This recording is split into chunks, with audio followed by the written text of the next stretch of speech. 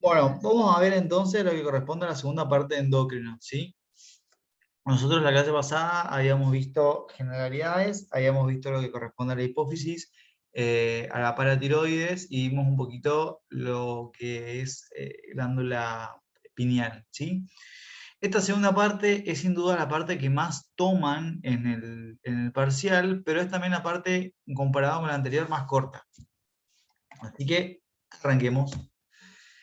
Si ustedes tienen que decir cuál es el tema que más se pregunta del sistema endocrino, es la tiroides, ¿sí? Es un tema que en un final puede ser inclusive lo único que le pregunten de endocrino. Inclusive este tema es lo más importante o lo más evaluado, se podría decir, del tercer parcial, ¿sí? Así que vamos a dedicarle el tiempo necesario. La tiroides nosotros ya la habíamos visto en anato, era esa glándula que estaba anterior a la laringe, inferior a la laringe y anterior a la tráquea. Nosotros decíamos que estaba compuesta por dos lóbulos, por un istmo central, y básicamente fíjense que es muy chiquitita, pesa entre 20 y 15 gramos en un individuo sano, y que tenía sus respectivas arterias que lo irrigaban. Lo que a nosotros nos interesa del lado de la fisiología es este dibujito que les puse acá. Fíjense que la glándula tiroides está compuesta por un montón de folículos, que folículo hace referencia a esta imagen, ¿sí? Que son como celulitas que forman una especie de epitelio, y en el centro hay como una piscina llena de líquido, y este líquido se denomina coloide. ¿De dónde sale este líquido? De las mismas celulitas que lo producen, ¿sí? Estas células que revisten al coloide, perdón, el folículo, se denominan células foliculares, ¿sí? Son células cúbicas, en este caso tienen su núcleo central, y todo lo que ellas producen lo van a secretar acá adentro, que como le dije anteriormente es el coloide. ¿Qué es el coloide, o qué es lo más importante que tienen que saber del coloide? Es que es un líquido que contiene a la tiroglobulina, ¿sí? El contenido más importante del coloide es la tiroglobulina. Ahora vamos a ver qué es. Entonces, la tiroides formada por folículos. Cada folículo tiene coloide, que es líquido en el centro, y alrededor todo el epitelio correspondiente a las células foliculares. Las hormonas que van a secretar la glándula tiroides es la T3, que se denomina como triyodotironina, y la T4, que tiene dos nombres, tiroxina o tetrayodotironina, ¿sí? En general, a estas dos hormonas se las denomina como hormonas tiroides, ¿sí? Sepan entonces que hormonas tiroides incluye a T3 y T4.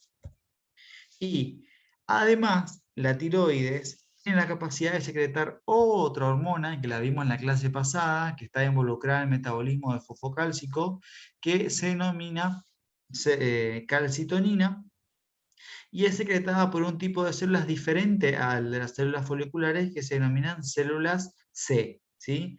Entre medio de estas células foliculares hay unas que son como más cuadraditas, no son tan altas, también tienen un poquito una forma más cuadrado triangular, ¿sí? Generalmente pueden ser de dos formas, y se denominan células C.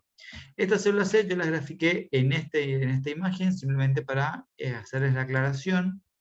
Y entonces recuerden que la glándula tiroides, si bien sintetiza principalmente T3 y T4, también sintetiza calcitonina, ¿sí?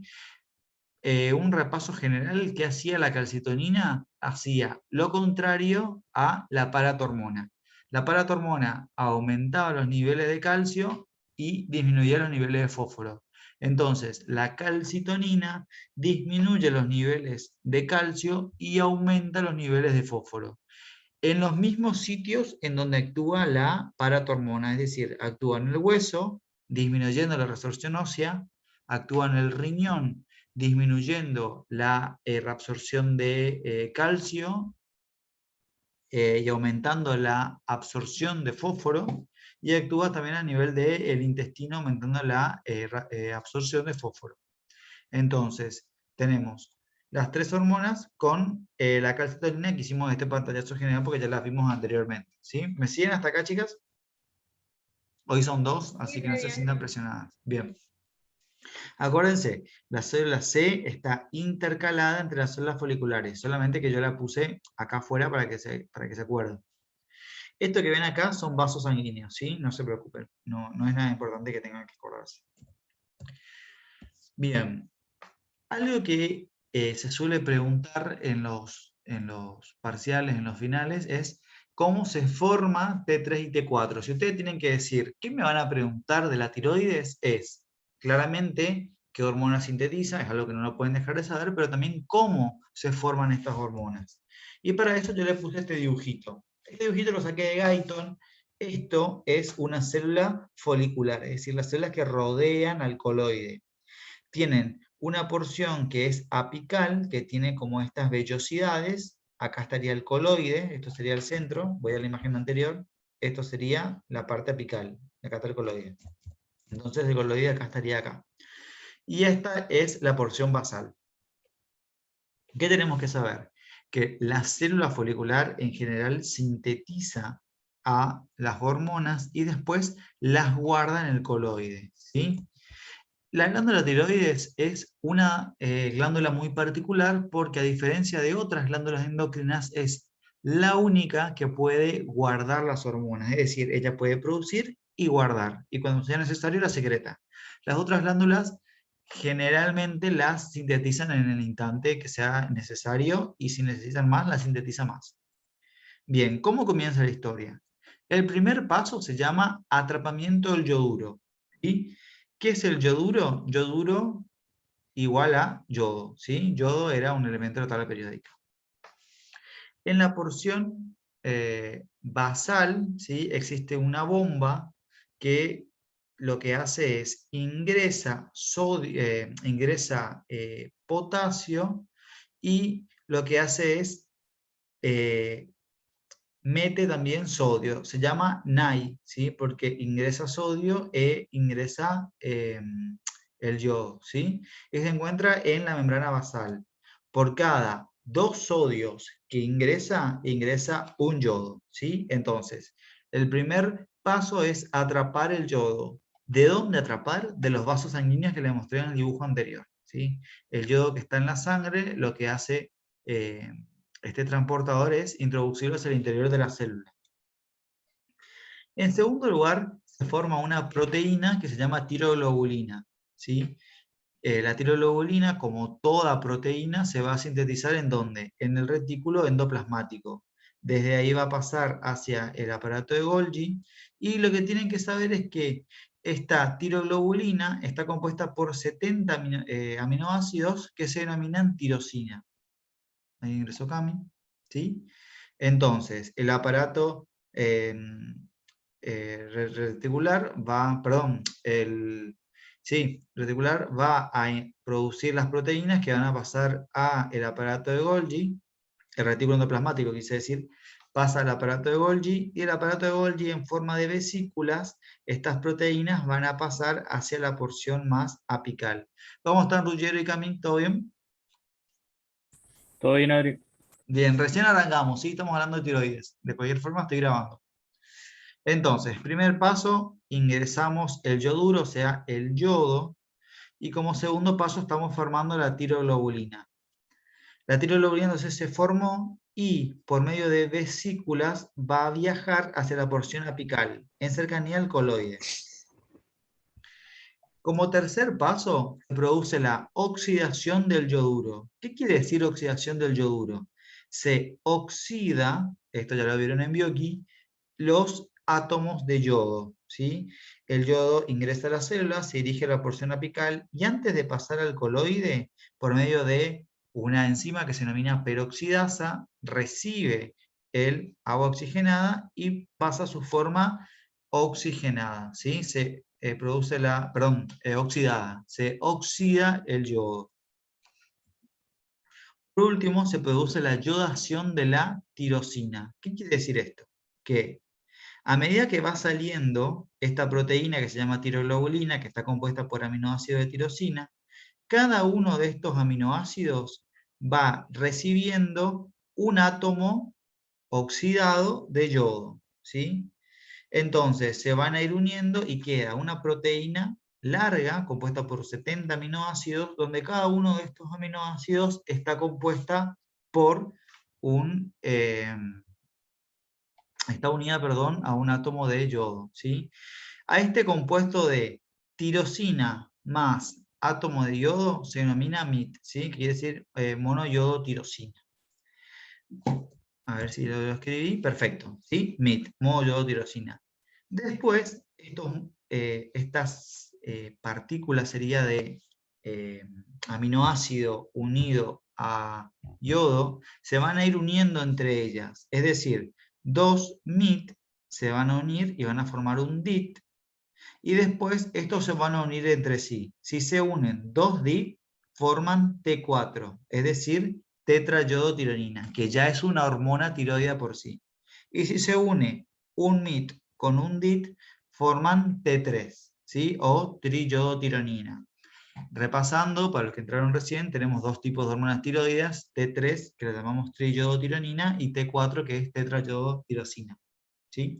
Entonces, ¿cómo se forma la tetrayodotironina? Por medio de la unión de 4 MIT, es decir, 4 aminoácidos de tiroglobulina unido con 4 yodos que están oxidados. ¿Cómo se forma T3 o triyodotironina? Por medio de la unión de 3 aminoácidos de tirosina unida con 3 átomos de yodo, ¿sí? ¿Alguna pregunta hasta acá? Aú sobre todo y Anto. Este dibujito No, acá, todo bien. bien, este dibujito acá muestra cómo, entonces, la tiroglobulina recibió, se produce la organificación, también se le dice, y ojo con eso, ¿sí? Vuelvo a la imagen anterior, porque es una forma en la cual se pregunta. La yodación, es decir, la unión del aminoácido con el yodo, también se llama organificación de la tiroglobulina. Vi en exámenes anteriores que le preguntaban y le decían, háblame de la organificación, y todos quedaban como que, ¿qué es esto?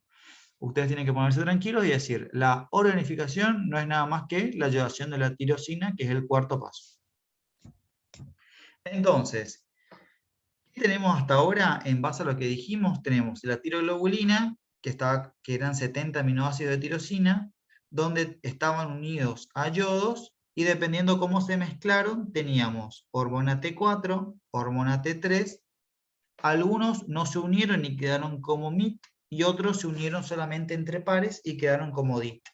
Hasta ahora la proteína no se partió, o sea, es todo como una tirita de los caramelos Fizz, ¿sí? Que tienen hormonas y algunos MIT y DIT entre medio que decidieron no unirse entre sí.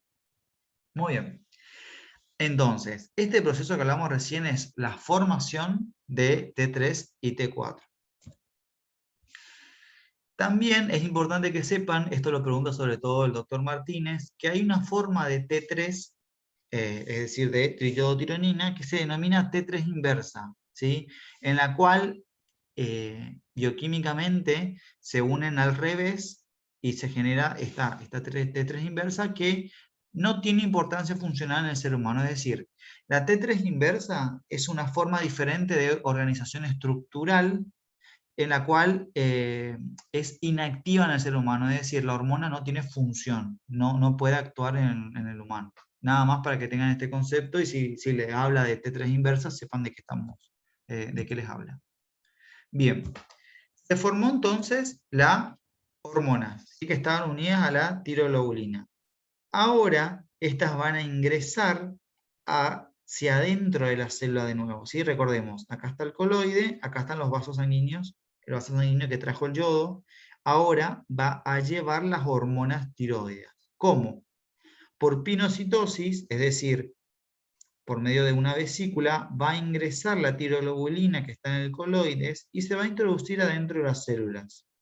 Dentro de las células se va a formar una vesícula que va a contener proteasas que van a ir partiendo los enlaces de esta proteína. Es decir, van a decir, ok, teníamos todo esto unido. Vamos a ir partiendo y nos quedan T4, T3 y nos quedan MIT y DIT, que eran los que no se unieron.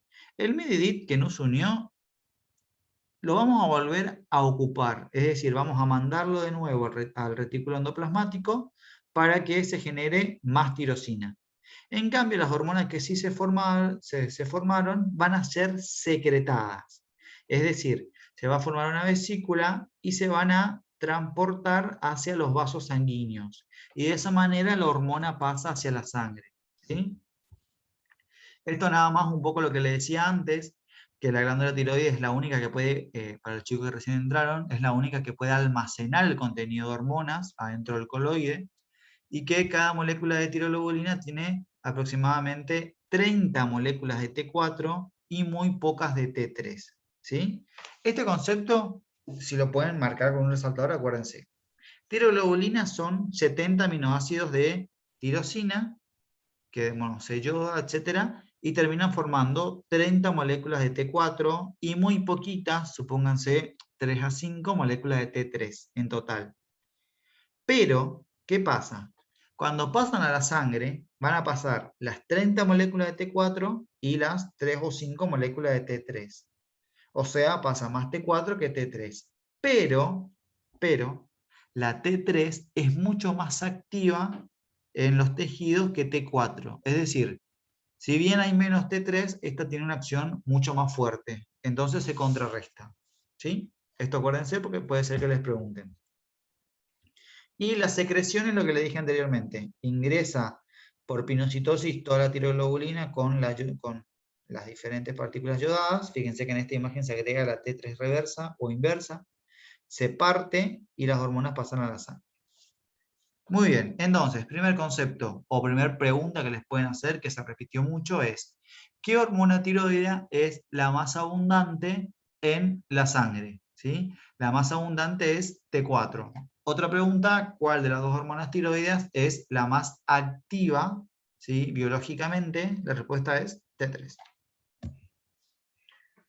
Bien, y como le dije anteriormente, el 93% va a ser T4 y solo el 7% va a ser T3. Esto es raro que pregunten, pero tienen que saberlo, que es, ¿la hormona viaja sola en el plasma sanguíneo y llega hacia los diferentes órganos para llevar a cabo su función? No.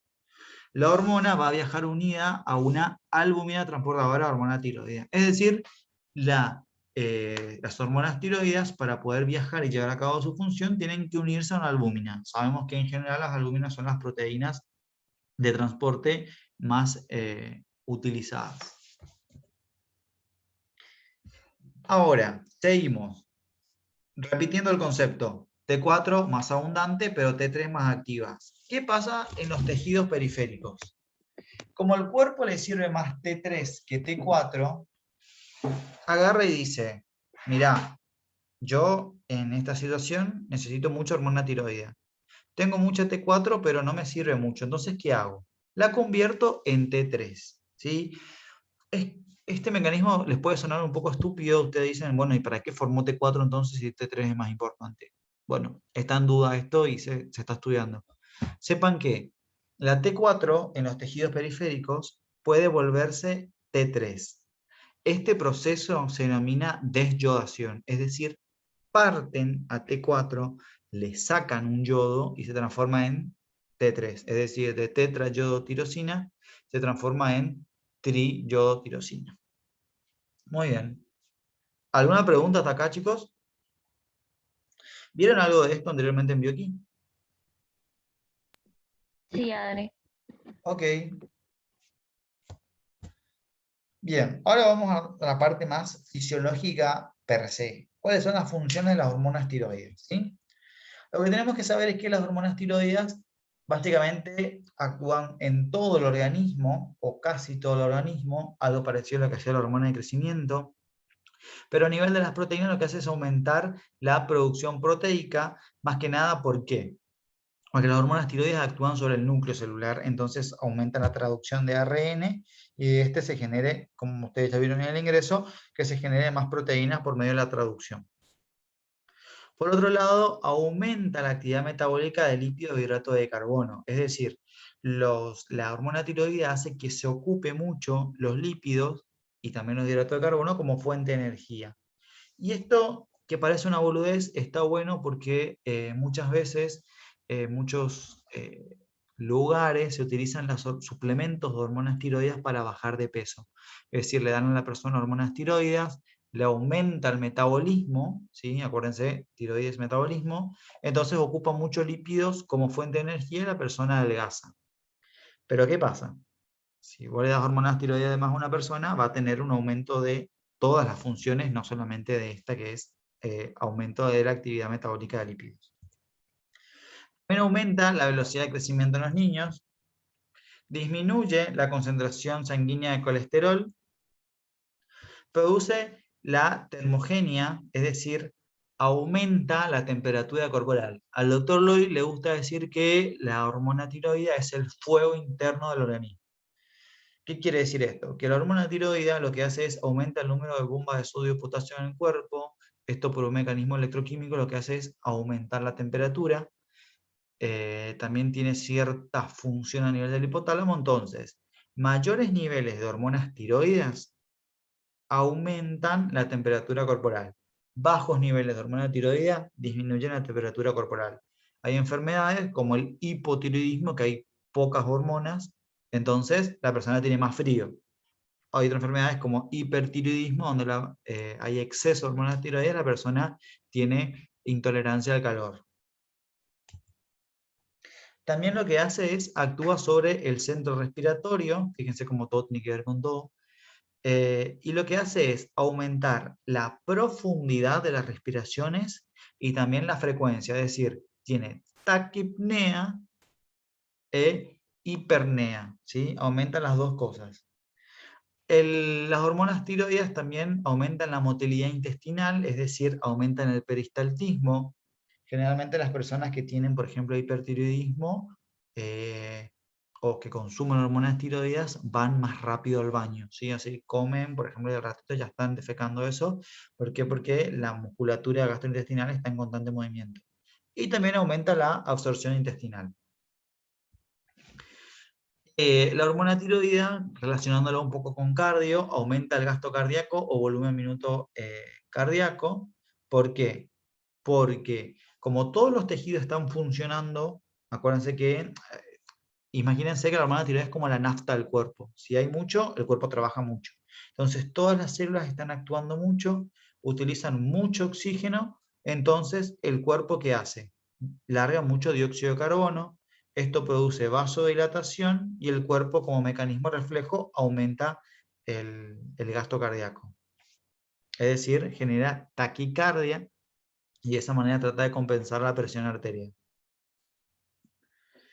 Aumento de la presión diferencial, pero sin afectar a la presión arterial media. Esto es un poco confuso, ¿sí? Simplemente tienen que saber que, como les dije anteriormente, la hormona tiroidea hace que todas las células del cuerpo trabajen más. Entonces consumen mucho oxígeno y largan mucho dióxido de carbono.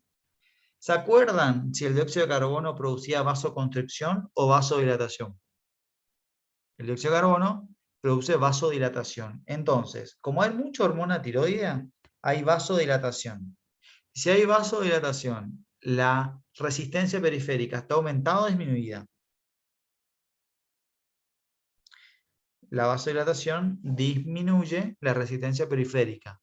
Entonces, el cuerpo, para que la presión no caiga, lo que hace es aumentar la fuerza de contracción, ¿sí? Es decir, aumenta la presión sistólica, pero la diastólica disminuye. Entonces, tengo una presión sistólica muy alta, por ejemplo, esto estoy inventando, ¿no? 170, y una presión diastólica de 60. Entonces, la presión diferencial aumenta mucho. La presión diferencial es la diferencia entre la sistólica y la diastólica. Algo muy interesante es que las hormonas tiroideas intervienen en la mielinización del sistema nervioso central.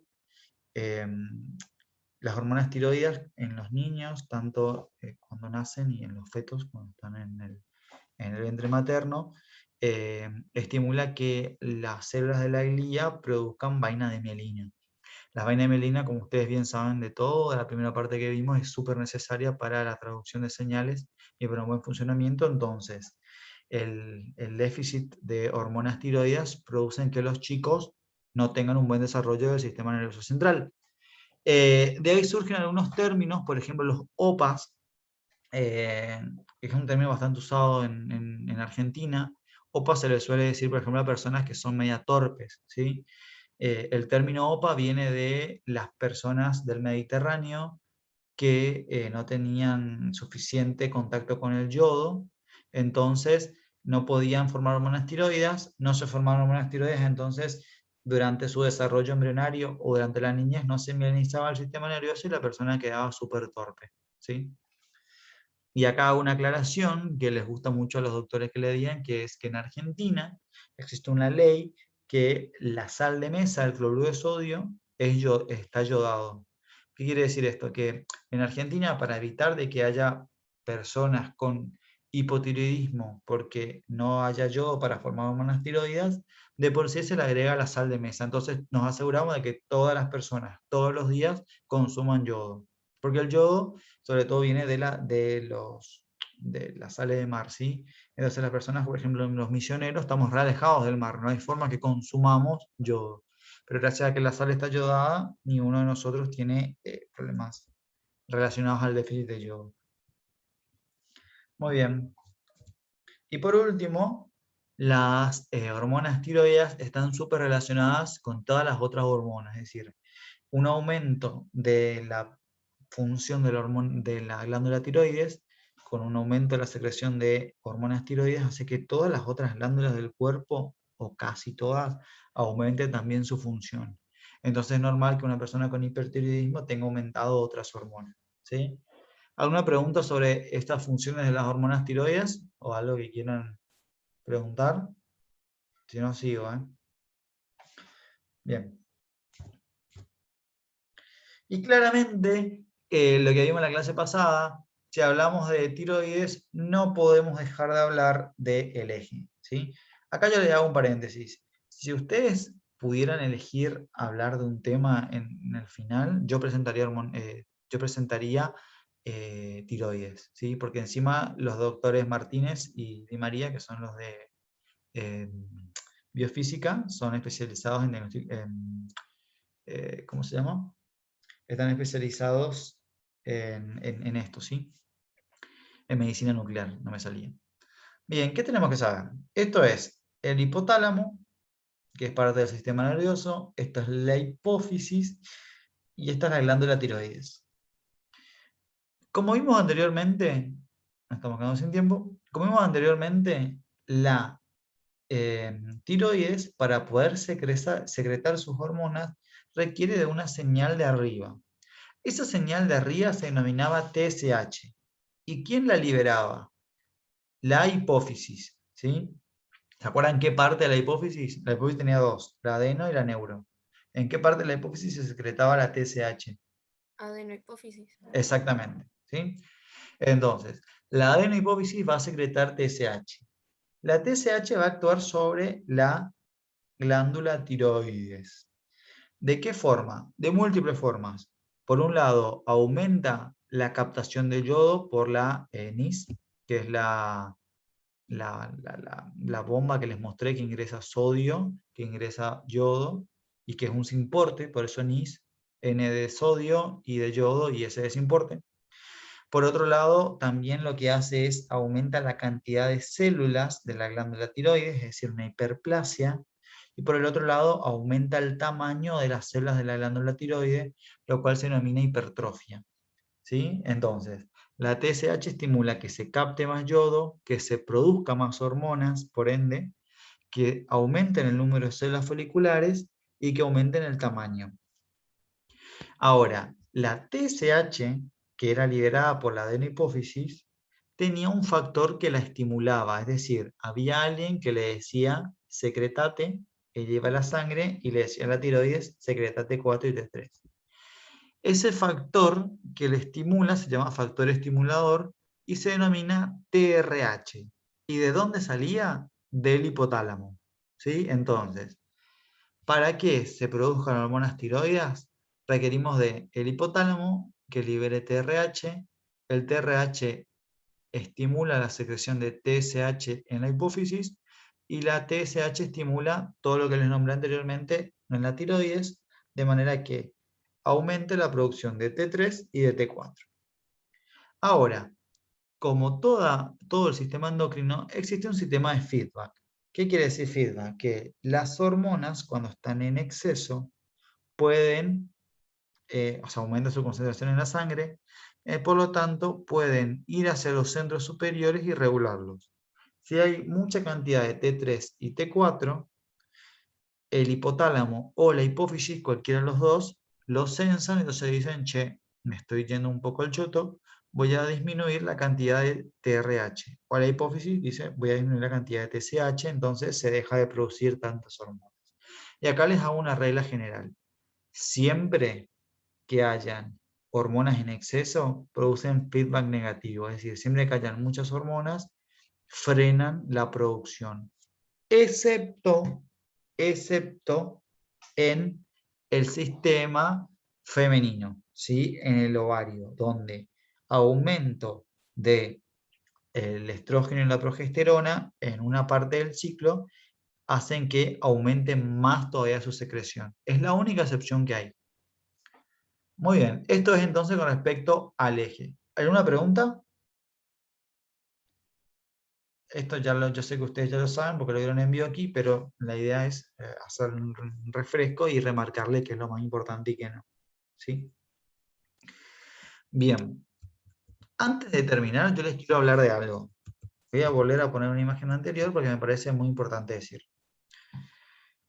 En medicina, y yo sé que no es necesario saber de clínica, yo trato de no hablarle de clínica en fisio, pero en este caso les voy a hablar porque les suelen preguntar sobre toda la parte de biofísica, que es, para evaluar la función tiroidea, chicos, suelen utilizar algo que ya lo tomaron en el parcial anterior, que es la radiación. ¿Qué quiere decir esto? Hay veces que se quiere saber si la glándula tiroides está produciendo hormonas de más, o sea, hormonas en exceso. ¿Qué hacemos entonces? Usamos un átomo radiactivo, ¿sí? Que se denomina yodo 131, que es como el yodo común, pero que es radiactivo. Le ponemos en la sangre a la persona, ¿y qué pasa? Si la glándula está funcionando normal, va a captar ese yodo, como capta normalmente el anís, ¿sí? Entonces ingresa a la célula y lleva a cabo toda la función normal. Estructuralmente, el yodo 131, anoten, yodo 131, estructuralmente es igual al yodo normal. Por lo tanto, la glándula tiroides lo ocupa para formar hormonas tiroides. Entonces, si yo pongo este yodo radiactivo, después puedo poner una cámara gamma, que es como una tomografía, y ver la tiroides y ver, sí, mira, la tiroides está captando muchísimo este yodo radiactivo. Entonces está funcionando de más, ¿sí? Se ve lo que se denomina zona caliente. Si la glándula tiroides, en cambio, no funcionara, no capta yodo, ¿qué veríamos con la cámara gamma, con este estudio de imagen? Que la tiroides no está captando yodo y que por eso yo tengo bajos niveles de hormonas. Porque la glándula, por múltiples razones que a ustedes no les importan, todavía no está funcionando bien, entonces no capta yodo para formar hormonas. ¿Sí? ¿Qué quiero que se lleven de esto? Que puede ser que les pregunten desde biofísica, puede ser, no, les van a preguntar desde biofísica sobre el yodo 131. El yodo 131 es lo que ellos le llaman trazador, ¿sí? Que se llama trazador porque van a trazar el recorrido. Si la glándula está funcionando normal, van a ver en la imagen que la glándula está produciendo hormonas tiroides y como el coloide guarda hormonas, se ve todo iluminado. Si la glándula está produciendo de más, ¿sí? Porque está funcionando de más, van a captar mucho más este yodo radiactivo, entonces hay una zona caliente. ¿Qué quiere decir? Que en el estudio por imagen, en vez de verse amarillo o anaranjado, se ve bien rojo, es decir, está captando muchísimo.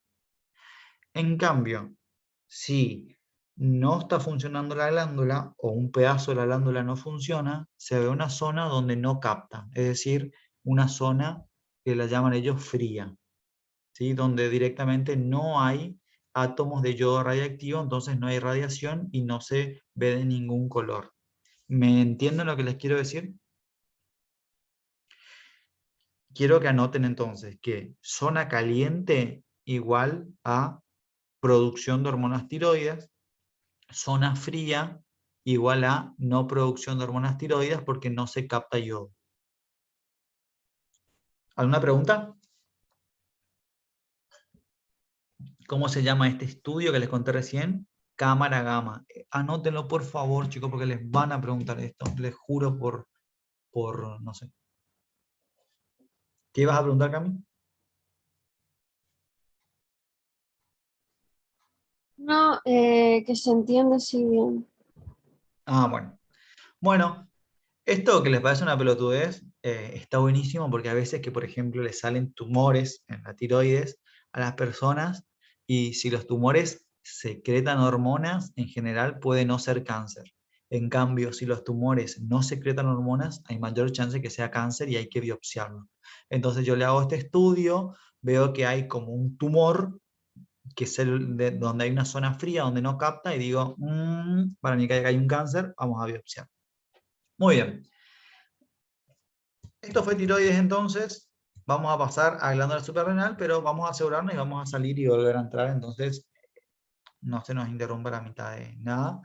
Y si tienen preguntas, vayan pensándolas.